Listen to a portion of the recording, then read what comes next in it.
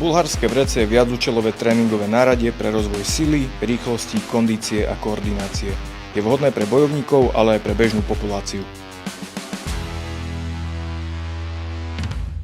Ďalšie cvičenie sa volá halo. Cvičenie halo je nadstavbou cvičenia rotácia v trupe. Pri cvičení halo potrebujem dokončiť celú otočku okolo trupu. To znamená, že bulharské vrece robí kruhový pohyb okolo mňa. Keď pohyb dokončujem, opäť zatáčam špičku, zastavujem otočku a mením smer. Pri tomto pohybe dávaj pozor na to, aby sa ti vrece nevyšmyklo z rúk. Ak potrebuješ, omotaj si okolo zápestia tie takéto trhačky, aby si bol v bezpečí.